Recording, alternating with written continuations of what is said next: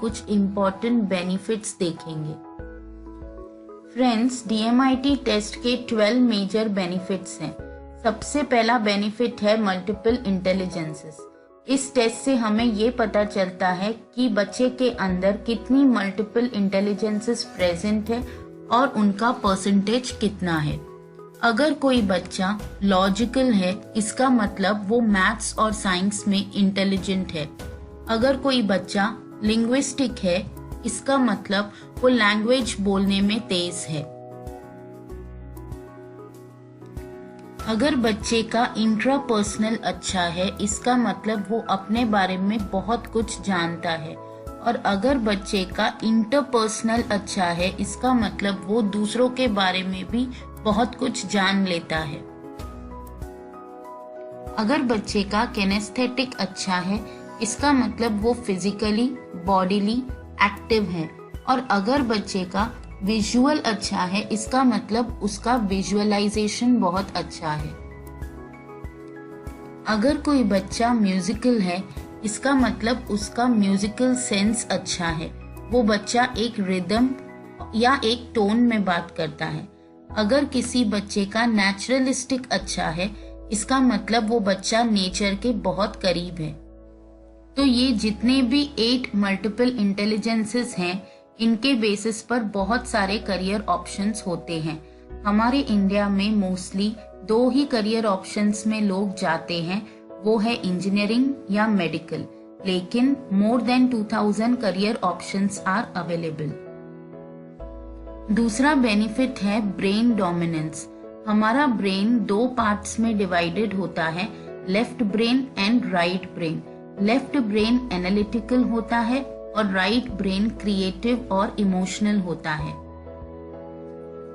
Third benefit है learning style. Learning style 3 तरह की होती हैं, विजुअल, ऑडिटरी और किनेस्थेटिक। अगर बच्चा विजुअल लर्नर है तो उसे चीजें दिखा दिखा के पढ़ाना चाहिए। अगर कोई बच्चा ऑडिटरी है तो उसे सुना सुना के और बोल बोल के पढ़ाना चाहिए। अगर कोई बच्चा किनेस्थेटिक है तो उसे खुद प्रैक्टिस करके पढ़ना चाहिए। जब तक वो खुद नहीं करेगा तब तक उसको समझ में नहीं आएगा। फोर्थ बेनिफिट है पर्सनैलिटी टाइप। ये टेस्ट हमें बताता है कि बच्चे की पर्सनैलिटी ईगल पर्सनैलिटी है या पीकॉक पर्सनैलिटी है या डव पर्सनैलिटी है या कि आउल पर्सनैलिटी है। ईगल पर्सनैलिटी वाले बहुत ही बोल्ड और डोमिनेंट होते हैं। पीकॉक पर्सनैलिटी वाले लव टू टॉक होते हैं। आउल पर्सनैलिटी वाले लॉजिकल और वाइज होते हैं। डव पर्सनैलिटी वाले पीपल ओरिएंटेड होते हैं। इसके अलावा पर्सनैलिटी टाइप से हमें पता लगता है कि बच्चे की स्ट्रेंथ क्या है, वीकनेस क्या है, किस तरह के पर्सनैलिटी को कैसे डील करना चाहिए। DMIT टेस्ट का जो 5th बेनिफिट है वो है रिलेशनशिप कंपैटिबिलिटी। ये काम आता है मैरिज कंपैटिबिलिटी और बिजनेस पार्टनरशिप के लिए। जब हम कंपैटिबिलिटी का पता लगाते हैं तो हम ये पता लगाते हैं कि फर्स्ट पर्सन की पर्सनैलिटी क्या है और सेकंड पर्सन की पर्सनैलिटी क्या है, और अगर ये दोनों पर्सनैलिटीज एसोसिएट होंगी तो बेनिफिट होगा या लॉस। 6th बेनिफिट है ब्रेन लोब्स। हमारे ब्रेन में 5 लोब्स होते हैं।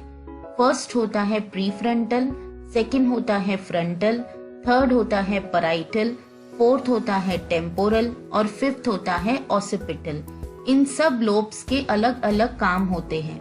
इस टेस्ट से हमें ये पता लगता है कि ब्रेन का कौन सा लोब सबसे ज्यादा एक्टिव है और कौन सा लोब सबसे ज्यादा इनएक्टिव है। 7th बेनिफिट है एक्वायरिंग स्टाइल। फ्रेंड्स, 4 तरह की एक्वायरिंग स्टाइल्स होती है, जैसे कि self cognitive, affective, reflective, reverse thinker. अगर हमें बच्चे का एक्वायरिंग स्टाइल पता चल जाए तो उसी के हिसाब से बच्चे को आसानी से सिखाया जा सकता है। 8th बेनिफिट है कोशेंट्स। पहले के जमाने में अगर किसी बच्चे का IQ अच्छा होता था तो उसे इंटेलिजेंट समझा जाता था, लेकिन आज के ज़माने में IQ के साथ साथ बच्चे का CQ that is creativity quotient, EQ that is emotional quotient और AQ that is adversity quotient, ये सारे कोशेंट्स अच्छे होने चाहिए। ये टेस्ट आपको बताता है कि बच्चे के अंदर कौन सा कोशेंट कितना % है। 9th बेनिफिट है सब्जेक्ट या स्ट्रीम सिलेक्शन। ये बहुत ही यूजफुल है। हमें 10th के बाद 12th के बाद बहुत कंफ्यूजन होता है कि हमें कौन से स्ट्रीम या कौन से सब्जेक्ट का सिलेक्शन करना चाहिए। DMIT से आप अपने स्ट्रीम या सब्जेक्ट का सिलेक्शन इजीली कर सकते हैं। आप ये जान सकते हैं कि बच्चे को कौन से स्ट्रीम या कौन से सब्जेक्ट में आगे जाना चाहिए, कंप्यूटर्स में जाना चाहिए या मैथ्स में या फिर साइंस, कॉमर्स, आर्ट्स, इनमें से कौन सी स्ट्रीम में आगे बढ़ना चाहिए। 10th बेनिफिट है एक्टिविटी। बच्चे को किस एक्टिविटी में जाना चाहिए, साइकिलिंग में जाना चाहिए, कुकिंग में जाना चाहिए, म्यूजिक में जाना चाहिए, डांस में जाना चाहिए।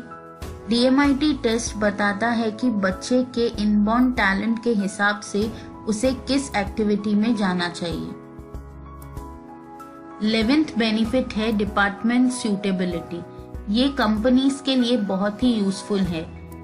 ये टेस्ट से पता लगाया जा सकता है कि जिस कैंडिडेट या एम्प्लॉय को रिक्रूट किया जा रहा है उसे किस डिपार्टमेंट में डालना चाहिए, एडमिन में डालना चाहिए या फिर परचेस में डालना चाहिए, सेल्स में डालना चाहिए, ऑपरेशंस में डालना चाहिए, उसे किस डिपार्टमेंट में जाना चाहिए जैसे कंपनी और एम्प्लॉय दोनों का ही फायदा हो। 12th बेनिफिट है प्रोफेशनल करियर। बहुत ही यूजफुल बेनिफिट है। स्टूडेंट को, बच्चे को किस प्रोफेशन में जाना चाहिए, उसे बिजनेस करना चाहिए या जॉब करना चाहिए, जॉब में सेल्स या मार्केटिंग में जाना चाहिए, HR में जाना चाहिए, प्रोडक्शन में जाना चाहिए, परचेस में जाना चाहिए या ऑपरेशंस में जाना चाहिए। तो ये 12 मेजर बेनिफिट्स हैं जो हमें DMIT टेस्ट से पता चलते हैं।